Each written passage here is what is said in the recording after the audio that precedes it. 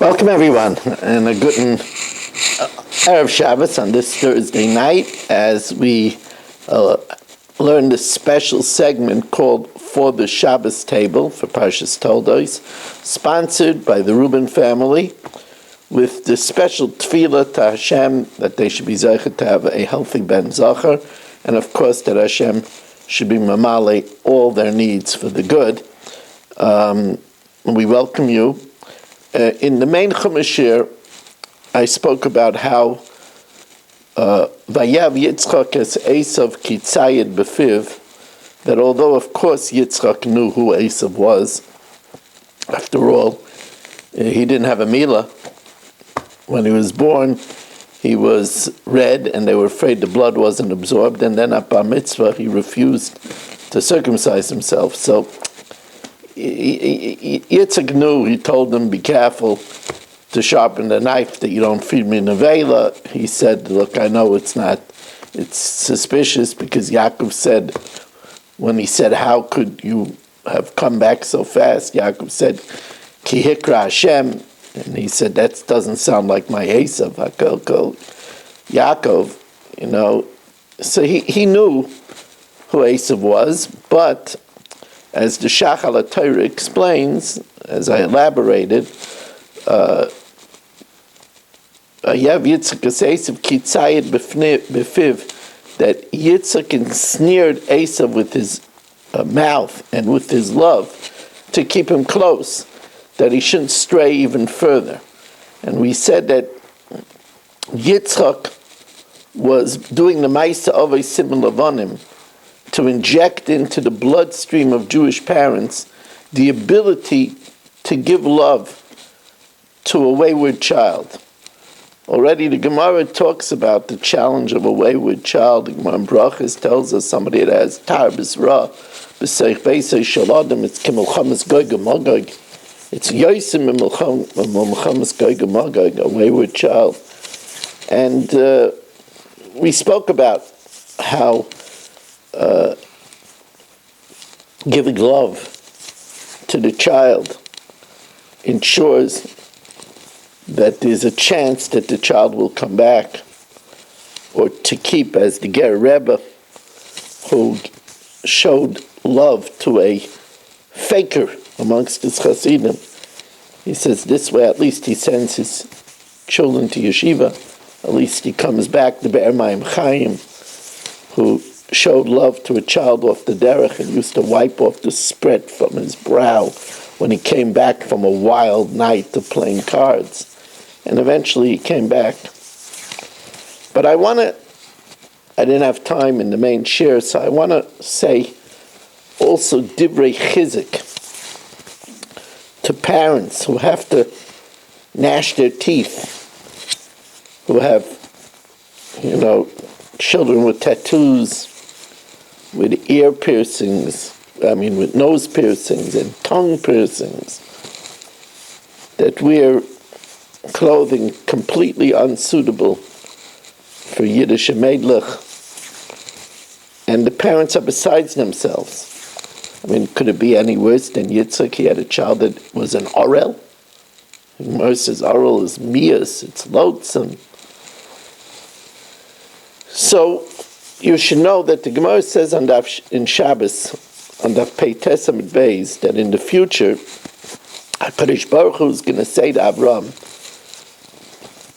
Bonecha chatuli, your children have sinned to me. So Avram says, Rabbi Nishlam, what can I tell you? Yamusu al kiddush shemecha, and then they need to die. Shalumas Rishon Tira, it's a Kiddush Hashem when sinners get punished. So then Hashem goes to Yaakov and says to Yaakov, Banecha chatuli. And Yaakov, he said, maybe Yaakov had tzagi l'banim. And Yaakov also said, Yimachu al Kiddush shemecha. So then he goes to Yitzchak. Rabbi Nishlam goes to Yitzchak, Banecha chatuli. And Yitzchak says, Rabbi Nishlam, Banai, they're my children. All of a sudden, they're not your children? Even when they are on the 49th degree of Tumah, that if they would have stayed a second longer, they would have been finished. You still said, B'ni b'chayri Yisrael. They're my son, my firstborn. And what do you mean, my children? They're not your children? And then he said, Rabbi Shalom, didn't I show love to Yitzchak? Didn't I show love to Esav? Even though he was very sinful? So you too. And that's the power of a parent that shows love to a wayward child, with the hope that that's the only way, giving them a place to return to. The parent could turn to Hashem and say, Hashem, I'm loving my child even though my child is tearing me to pieces and is stomping on everything that I hold precious and is bringing me and my family shame and is gut-wrenching, but even so I'm showing love. So show love to me and to the rest of my family, even though we also are sinning. We're also not pleasing to you. We're also failing in your expectations. That's a very powerful thing. And remember what I said.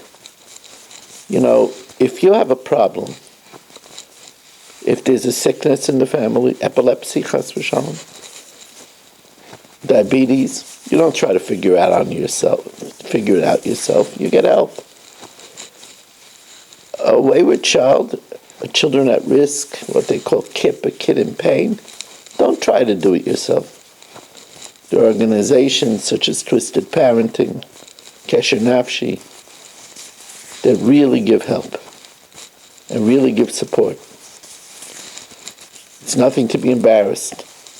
The very best of families have these challenges. I was by a Kesher Nafshi convention in Tveria. There were hundreds of families, mamish the best of families.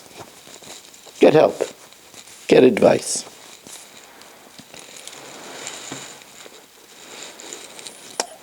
The parasha says, Vayashkef Avimelech melech Plishtim barach alain. Avimelech looked at the window. Vayar v'hine Yitzchak mutzachek es Rivka ishta. And Yitzchak was laughing with Rivka, his wife. And Avimelech realized Rivka is not his sister. She's her husband. So Rashi says from the Medrash that what does it mean? Mitzachek mishamesh mitasa. That they were being intimate. And of course this begs the question that Yitzchak and Rivka,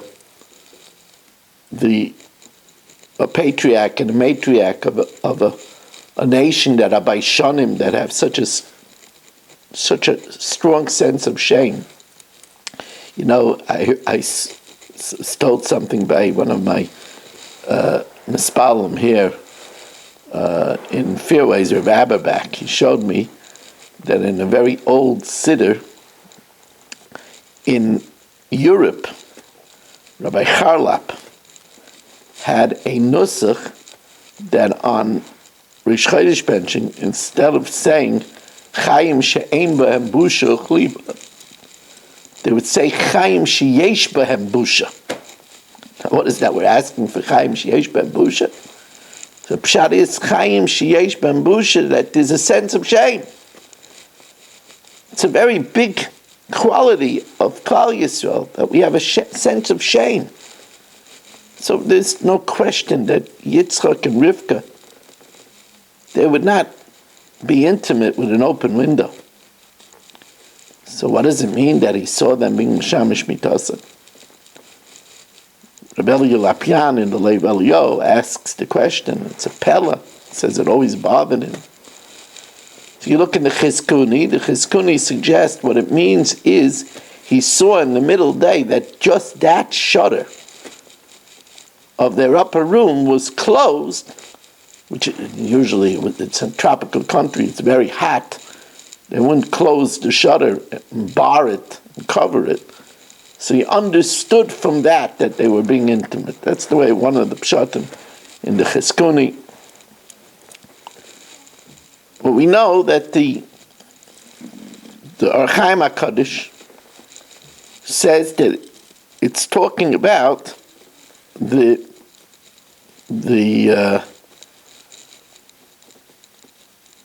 it's talking about Ma'aseh Chiba Hanasa Ben Ish LeIshtay. It's talking about that which precedes the act of Bia. It means acts of affection that are done before the Bia, as the Sibsei Chachamim brings from the Ra'aim, and that he wonders why Rashi doesn't explain that it's talking about chibuk v'nishik, hugging, kissing, activities that are not done by a sister, that's only done by a husband and wife.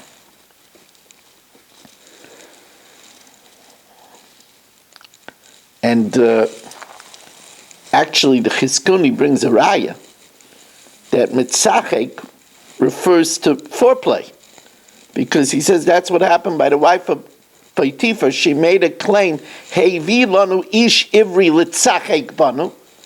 You brought here an ish ivri litzachek banu, and then afterwards it says lishkai vimi. So litzachek banu is that which precedes the bia.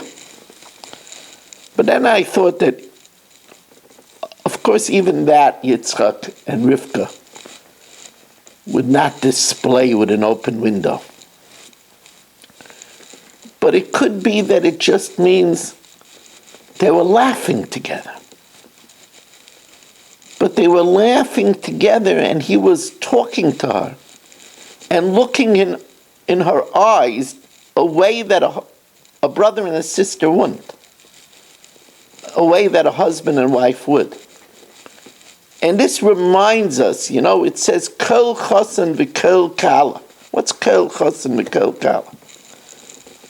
There's a tenderness of a Chosan and Kala, a special way of talk, which doesn't exist between a brother and a sister.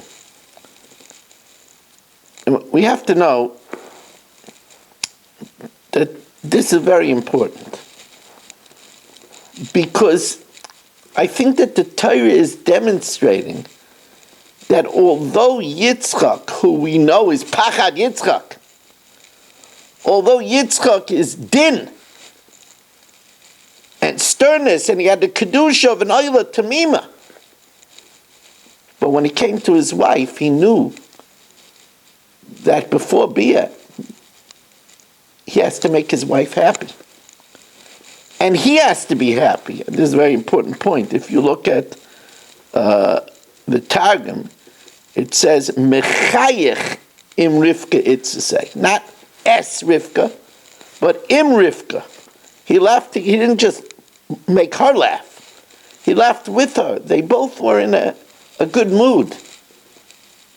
That's an important mood for the mitzvah of Ona. And Ona means time. It takes time to get into such a mood. And it's so interesting because the word that's used, I remember once Reb Sherer said, what's the foulest word in the Torah? And he said, Mitzachek. Rashi says, Sarah so Yishmael Mitzachek, and Tzavodah Zarah Gila Arayis and Shvichus Tamim. And yet it says here the same word. The Avimelech saw Yitzchak Mitzachek as Rivka Ishtay. The same word. The Mitzachek, that's Gila Arayis. But when it's used in the right place, it's Mitzat Kedusha. People think, there's no place. There is a place. That place is between Ish v'Isha in the bedroom, which is Kodesh Kodashim, in a relationship that brings Shechina. That's why Bia is Baka. Shechina comes. Ish v'Isha Shalom Einayim Shechina Shriya B'nayim. So we take the Av Yitzchak, Aim Rivka, and we say that there is a place to be mitzachek, to laugh in the right place for divrei kedusha. Zelu umazeh asa elikim. There's always an equal koyach hatumah and a koyach kedusha. The mitzachek by Yishmael, that was the koyach tumah. The mitzachek by Yitzchak, in the right place, that's koyach kedusha. Vatikach Rivka is big day Esav b'na Agadol, v'atilbish is Yaakov b'na Akatan. So Rivka took the clothing of Esav when she told Yaakov to go in and masquerade as Esav, and gave it to Yaakov. So Rabbi Yaakov Kamenetsky in the Emes Yaakov asked the question. Rivka was a shomer. Esav entrusted her. He didn't trust his wives. Trusted his mother. He knew the value of his mother. So as a shomer, how could she give it to Yaakov? Pasha the kasha. So we have to know that these clothing that were Esav's, so we know that these clothing were the clothing that Esav got from Nimrod. Esav killed Nimrod, and he got his clothing. And these clothing were, Rashi tells us, in Shas, Rashi tells us this clothing was the kosnos or that Hashem made for Adam Harishon. And the Mefarshim also say that the Rebbeinu Shalom took the kosnos or from the Livyasim that was killed. Remember, Hashem had one of them killed, and it was salted for the tzaddikim, so it was from the or of Livyasim. And there's a lot of midrashim on this clothing.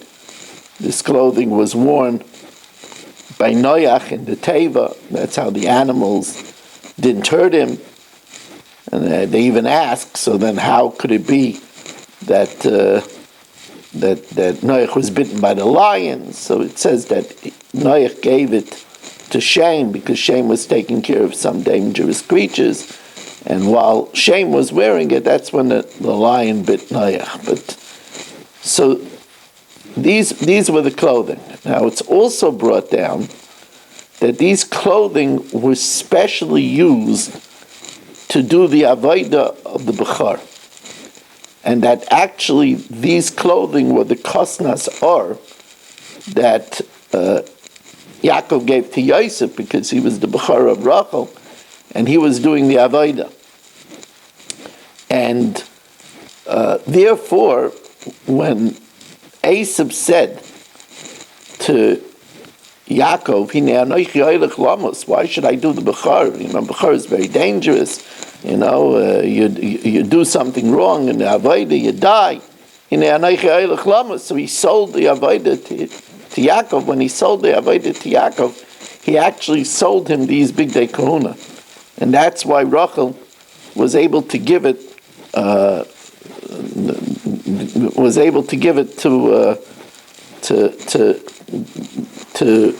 Yaakov to wear. Now, I also want to add that these begodim originated from sin. Because why did the Rabbanan have to make Adam kosnos or? Because he ate from the Eitz Hadas and he realized that he was unclothed, right? As Hashem said, who told you? Right? So they were a result of sin. And since they were a result of sin, that's why they found their way to Nimrod. And it caused Nimrod to be a Gibor Chayil and to rebel against Hashem. And that's why it found its way to Esau. And that we could understand, therefore, why it was used as Big Day Kahuna by Noach. Actually, Shem, when he brought all the Karbanos, Noach couldn't do it because he was about Mum. And by Yaakov and by Yosef, because something that was caused a cause of sin, you're masakin it by doing a mitzvah. Like when Rachav, it says that when she was Rachav Azayna, she used to have the clandestine nightly visitors come up with a rope by the wall. And she was masakin that chait by lowering down the spies and saving their lives with that rope. The Kitzur Shulchan Aruch brings down that somebody that sins with his knees should become a sandik with his knees. Same way, if a husband is yelling at his wife or a wife is yelling at her husband, you're masakin it by speaking nicely. Somebody who criticizes is masakin it by complimenting. Now, we all know the famous question. It's hard to understand.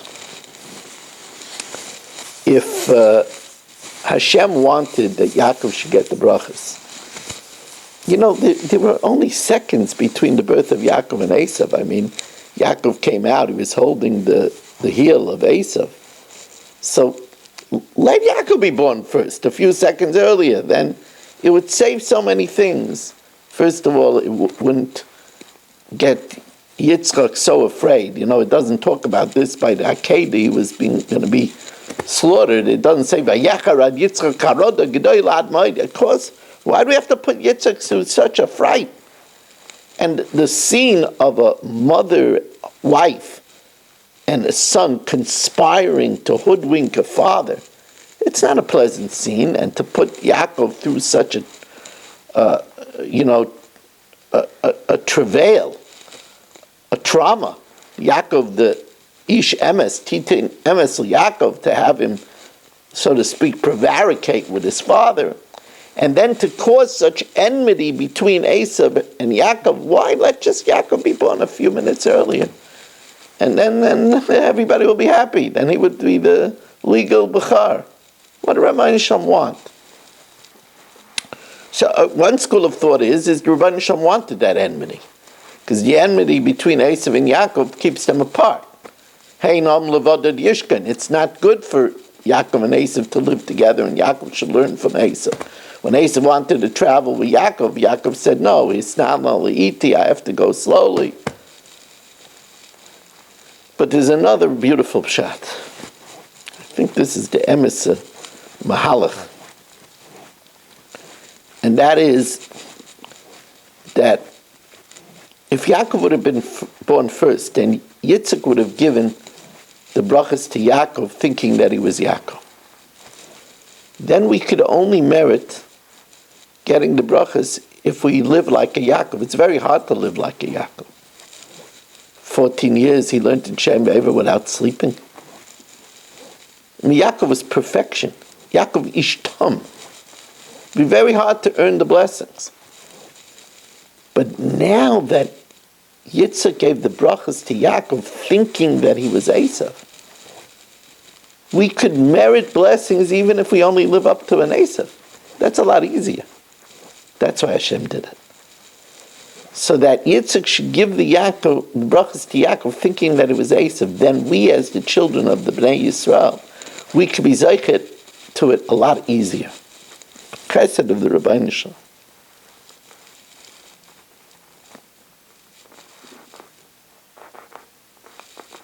I want to talk to you now. It's already 24 minutes into the time, but I want to talk to you about another very important principle. Before I do, if you want to sponsor Parshas Vayetze, 718-916-3100, rmmwsi@aol.com. Looking for new sponsors. Shir goes out all over the world. TorahAnytime.com and Kalaloshin and YouTube and Spotify and mamish all over.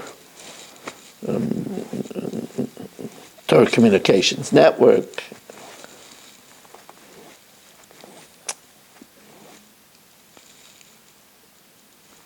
V'asali matamim kasher ahavta. Kasher ahavti. You'll make me the delicacies that I love. We know that Esav perfected Kibbud Av. So much so that it says, Vayira Yaakov Ma'od. Yaakov was very afraid. Ma'od. He's afraid of Esav. Afraid of a guy that's an oral, that doesn't spend time in the base medrash. But his Kibbud Av was amazing. So much so that Reb Shimon Gamliel said, all my life I served my father. I didn't come to 100th of the Kibbud Av of Esav. So Rav Katz from Telz, Reb Chaim Katz from Telz asked, so why didn't the hashpah of the mitzvah of Kibbud Av, why wasn't that mashpia on Yaakov? Mitzvah gereres mitzvah. Why didn't it bring him back? So he tells a story which is very powerful. He tells a story after World War I. He says there was a big movement amongst Rabbanim, amongst Gedolim, to make a big awareness of Shabbos Kodesh. And they even wanted to make a big Knessia in Berlin and say that if the whole world would keep 2 Shabbos, immediately the Goyal would come, and everything about Shabbos, Shabbos, Shabbos, Shabbos. And they went for Rabbi Yosef Leib from Telz, or Rabbi Yosef Leib Bloch's approval, and they were surprised that he wasn't excited. He says, they did it about Eretz Yisrael. The Yishuv Eretz Yisrael, how important it is. He says, of course it's important.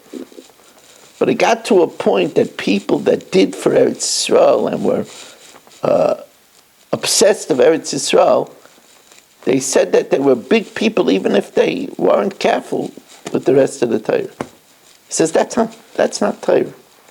So that's what happened to Esav. His thing was Kibbud Av. You can't have your thing. You can't have this is Yiddishkeit. Yiddishkeit is 613 mitzvahs.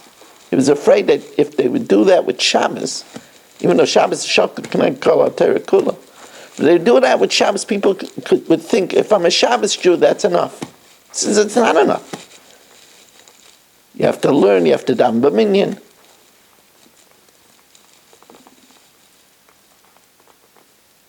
I'm thinking though that maybe it's okay to say that the centrality of Yiddishkeit is Torah.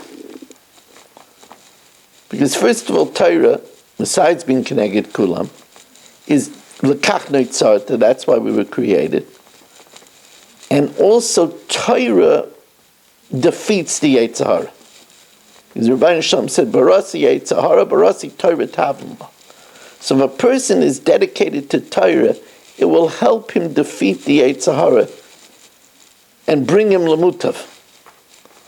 And another area which I think we could stress that it's everything is Yiras Hashem.